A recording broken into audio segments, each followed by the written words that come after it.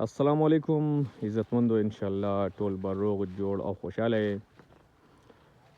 عزتمندو اکثر زه داسې ویډیو کوم د کلي د خپل کلي یا د نور چا د کلو او داسې قدرتي مناظر زه اکثر ویډیو کې محفوظ کوم، د لښتو پټو یا د فصل وغیره یا د خوړونو. نو دا اکثر چې کوم کسان مسافرینی کړي د هغوی زیات کر خوښ نه یو او کله ناکله تنقید مو کی، خو داسې ویډیوګانې مسافر ملګري ډېر زیات خوښوي.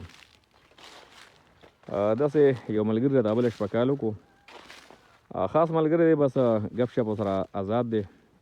نو ما ته وایي چې یاره دا ځل درځم او وخم دی او مطلب نقصان به در ورسوم.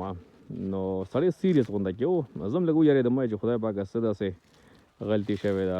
ما ورته صاحب څه مسله ده، هغه بهر دوبۍ کې دی. نو ما ته وایي چې دلته کې تقریبا موږ ته هر قسمه سهولیت شته، د موسم مناسبت سره اے سی هیټر او یا ګاډي سهولیت شو یا نور شو. خو هغه وایي چې موږ خو خوشحالي وو چې کله ستا د ویډیو موږ وګورو د لښتو د پټو د پولو، نو ډېر زیات خفه شو. اکثر بیا د چوټۍ درخواست کو یا پړه کې راشي ویزه خرابوو، نو ډېر سخت بېسوره شو. هغه اوس یو قسم له مذاق هم کو، خو خبره د هغه سیریس غونډه کې مو وه. نو زه ډومبې خفه هم شوم چې خدای پاکه زما د وجې سړي ته تکلیف ورسېدو.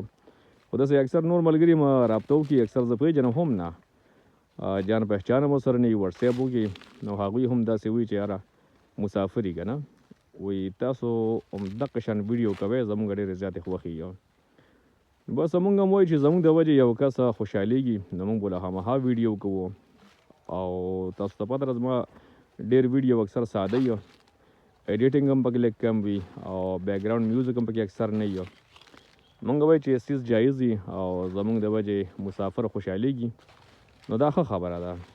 خو لکه دې ته خفه کېدل او بیا خپل ویزه خرابول، نو زموږ د وجې ویزه مه خرابوئ، صحیح شو. او که باقي ستاسو چوټۍ تړل کېږي هغه ستاسو مرضي ده، خو زموږ مطلب صرف دی چې تاسو خوشحاله شئ. داسې یو پیره یو ملګری و، کشر و، هغه ټایم کې زما خیال دی د سعودي عرب ویزه 5 کې وه آزاده. نو 2-3 میاشتې پس واپس راغی. ما ته تپوس وکړو صاحب ته خو ډېر زر را واپس شولې. ما ته وایي ستا د لاسه؟ نه ما ورته زما د لاسه څنګه؟ وایي مونږ اکثر چوټي به وه یا به ماسخوتن راډو، ستا ویډیو به مو وکتله، بس کلي کې باران دی او کلي کې وریځ ده او دا پوله ده، دا پټی دی. نو داسې ویډیو ته اکثر مونږ جړل، بس آخر کې مو ویزه خرابه کړه که نه. نو زه تاسو ته درخواست کوم چې ویزې مه خرابوئ او ویډیو ګورئ ستاسو لپاره، خاص کر د مسافرو لپاره، کو پاکستان کې مسافر دي او کو بهر ملک کې مسافر دي. زموږ مطلب هم دغه چې زموږ پیج هم مخکې شي او د دې سره سره زموږ کم فین فالوورز دي، خاص کر مسافر، هغوی هم لږ خوشحاله شي. نو دا ویډیو سپیشل د مسافرو لپاره ده. دا پټي دي او ورسره خزان دی که نه، موسم خزان، د سفیدارو پاڼې راغورځېدلې دي. او چې کله انسان پوره وي، مطلب په پیسو باندې یا کلي کې څه روزګار وغیره برابري، نو بیا ډېر غټ خوند کوي پاکستان. خو هلته کې نن سبا تاسو ته پته ده د خرچو د لاسه ډېر ملګري زموږ ډېر خپلوان، ډېر رشته دار او هغوی بهر لاړه. او والله چې کوم دی خپل کلي پرېښودل ډېر ګران کار دی. موږ خو چې دا مسافري نه ده کړې، خو اکثر ملګري لګیایي که نه، ډېر ګران کار دی.